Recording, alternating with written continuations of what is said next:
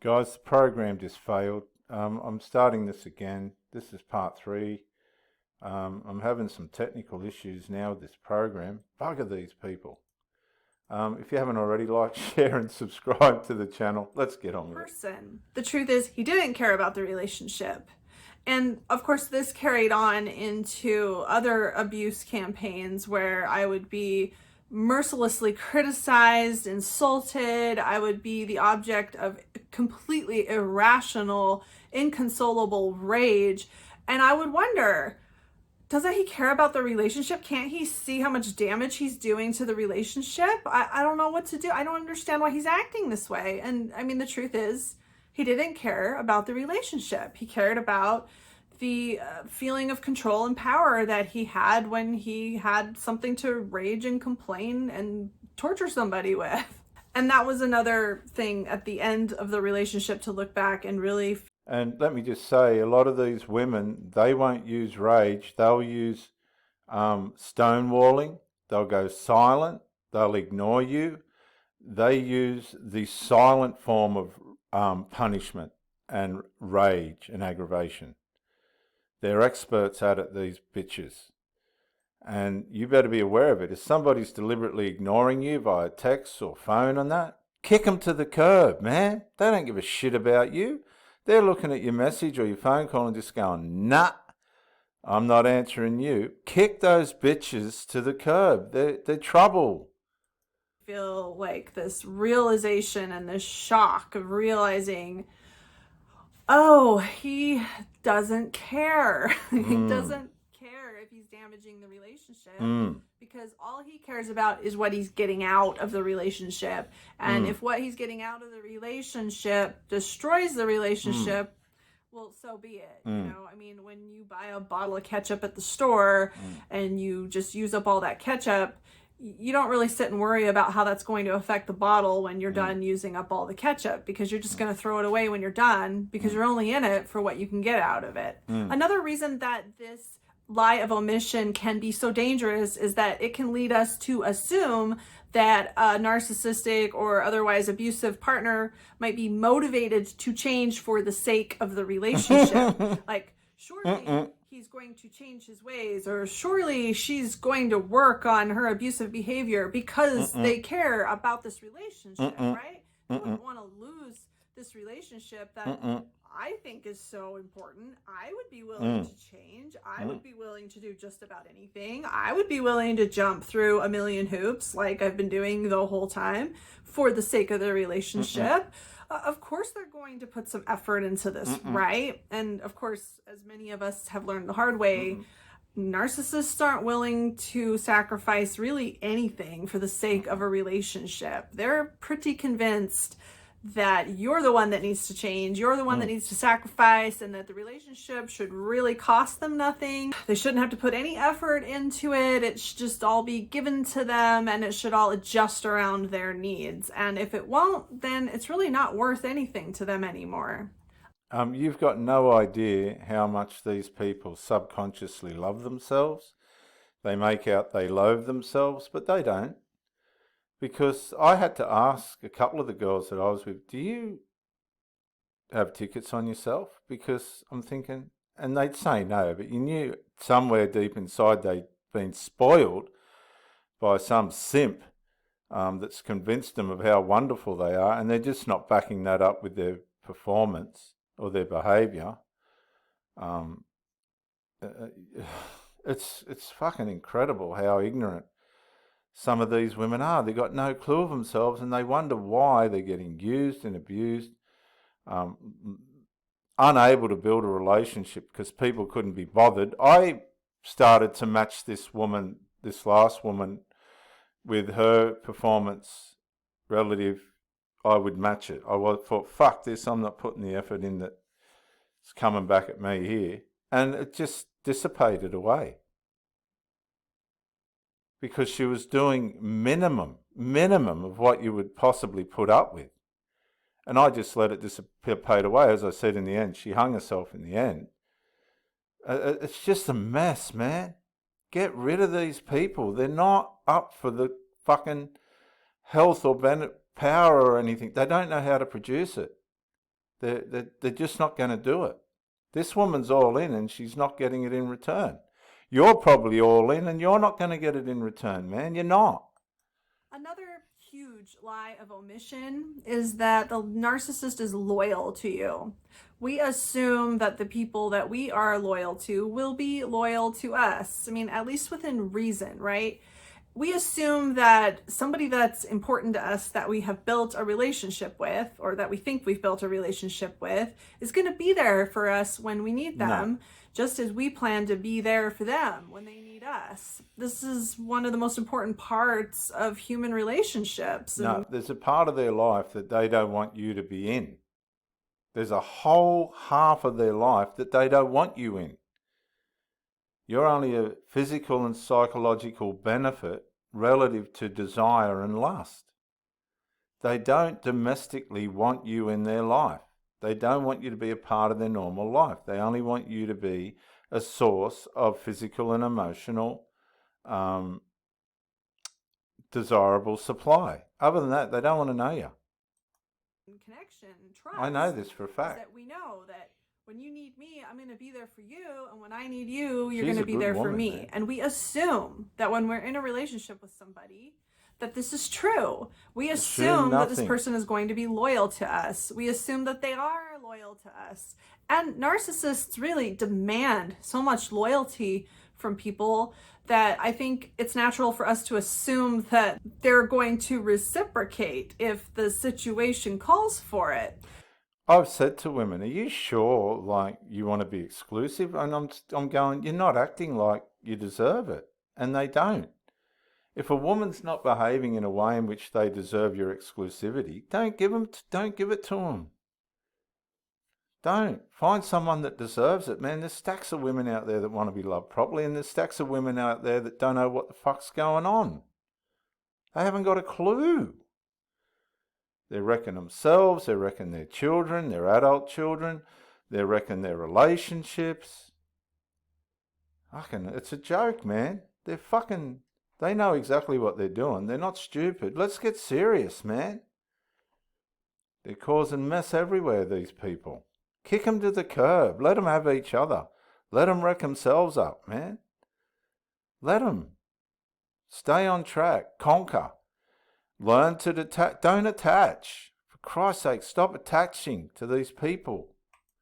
But unfortunately, as many of us have learned the hard way, when situations change in a way that the narcissist is no longer benefiting from the relationship with us, or they've already used our loyalty for what they need it for, we find out they have no loyalty to us whatsoever, Right. and they never have. Narcissists will just abandon you and leave you high and dry, or leave you holding the bag when they need someone to blame for something. Now, I'll tell you how this works as well. When you call this type of person out, right, they've sold you out, you've worked out what the problem is, you're getting the blame for one of their pathetic family members' fucking attitude and dysfunction. All along they've been blaming you for it. That's why it's never been resolved, because they're emotionally in bed with their fucking family members. They'll hang themselves eventually. And what you're dealing with is, let's just say, play that again, look. Or they've already used our loyalty for what they need it for. We find out they have no loyalty to us whatsoever, and they never have. See, because they're not emotionally attached to you. You've got to understand this. They're just going through the motions. If they're emotionally attached to you, when you get to the point where they've driven you around the bend and you ask them to go, they put up a fight, but they don't. They just disappear. They run back to their hidey hole with their covert narcissists in the back, where they've bred all their fucking damage and shit, and they hide because they don't want to face anything. And it should be of no consequence to you. By this stage, you should realise this person is not healthy. This person doesn't know how to function in a relationship. And this person is just going to go through the rest of their life damaging themselves and everyone around them. You don't have to worry about karma with these people. They bring it on themselves. You don't want to see in 3 or 4 years' time how fucked up these people are on top of what they already are now. If you've been shining light on these people, honestly, guys, and doing the right thing, and all they can do is take it for granted and fuck you over, where do you think they're going to end up? Guys, I'm telling you, they're going to end up nowhere. The grass isn't greener on the other side. I can't tell you how many people, how many women that I've known that have ended up sick, worn out, tired, used, and all alone. With pets and reptiles and fucking rabbits and dogs, and the kids go out and buy a pet and they get stuck with it. And it's just... And they're going to the psychologists and the therapists. They're running their kids around. Mate, it's a joke. I saw my second wife 2 weeks ago. She was taking her fucking adult son to the psychologist. Why? Because they can't sort their shit out. Narcissists will just abandon you and leave you high and dry, or leave you holding the bag when they need someone to blame for something, or when you've already served your purpose, or when being with you might make them look bad. They are in it for what they can get out of it. And this is why, guys, you've got to be on your game. You've got to work out what sort of a character you're dealing with. On the outside, they've got caring jobs, but they're only doing it for the money. They seem to care about people. But one of the key signs is if you see people enabling dysfunction, you know there's something seriously wrong. If they're enabling dysfunction in their children, right, there's something seriously wrong. You've got to say to yourself, whoa, whoa, whoa, whoa, whoa. They got no idea of resolve. They're fueling the dysfunction. If shit push comes to, and if it comes to push and shove and the shit hits the fan, this person's going to be of no value whatsoever to resolving anything.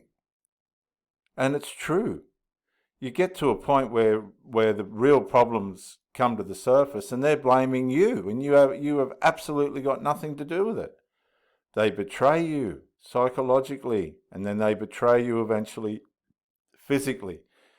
You'll catch them in bed getting banged in the bum by somebody, who looks like they've been found at the fucking rehab. That's what they're used to. They're not got any idea on how to build a relationship. And that's what she's saying. Look at her. She's still in shock. They have no loyalty to anyone, even though they demand it from everyone. This can carry over into the conversations that they have with their friends and family, or your friends and family. You don't know what the narcissist is saying about you behind your back, and you might not be worried about it at all. You might be... That's 100%. And this is true. If you could only be a fly on the wall, you would be fucking shocked. Absolutely shocked. That's how they justify themselves. It's 100% how they justify themselves. So don't think that it's all rosy, especially these ones that are quiet and say nothing. They're at home spewing all their shit out with their children, and they think you're ignorant. I used to say to my last girlfriend, who do you talk to? You don't talk to me. She'd be talking to those fucking adult children that she's got, spewing all the shit out there. They think you're stupid, but no. You've got to be aware of what you're dealing with in this society, guys. Absolutely shocked if you were to realize the things that the narcissist says behind your back. 100%. The narcissist might act like they're happy in the relationship, at least sometimes. They might act like they love you and care about you, at least sometimes. And then go behind your back on the same day that they are acting like they're so happy with you and start complaining about you. Complaining about things that you don't even know about, or you're not even doing, or just normal everyday things that you have no idea is bothering them. This is serial psychotic fucking behaviour, man. Dark triad shit. And they'll rock up like everything's okay. It's not true. They've been fucking bagging the shit out of you at their place with their children that hate you anyway. Can't you see how it all works? That's why you can't go round there. say things They all to fucking friends hate you. and family that kind of set the stage for a potential breakup, or maybe just preventative maintenance in case you start talking to people about the things they're doing to you. And they don't necessarily have to do this in a nasty way. They're not necessarily going to go behind your back and just start saying all these nasty things about you. They can say things like, I'm really worried about her. She seems to be forgetting things a lot lately. And it's really frustrating for me. I don't know how to help her. I've tried to tell her to get help, but she doesn't want to. And I just don't know what to do. I'm really at the end of my rope. And that can sound like, oh, what a loving, caring partner. Making things up, trying to make their partner look crazy, limit all credibility that person has with whoever it is the narcissist is talking about, right? Well, when we are the victim of that type of a smear campaign, it can be a huge shock. It can be the last thing we would ever suspect is happening behind our back because of these lies of omission, because of these things the narcissist doesn't say. The narcissist probably never said anything to their partner about how they're worried about them and how they're forgetting things all the time because they completely made it up. But we would never, ever think or suspect that the narcissist is this disloyal to us and would throw us under the bus for things that haven't even happened yet. So that's what you see. You can tell what's going on by the behavior of their children. If their children are making up delusional stories about you, you can guarantee who they've learned it off. The parent. We'll catch you on the next one, guys. If you haven't already subscribed, why don't you subscribe, like and share the video. Comment. Please leave your comment. It's worth it. You're with Reverend Dr. Jason W. Morrison on the Pro Bricky exclusive YouTube channel. We'll see you on the next one, guys. Bye for now.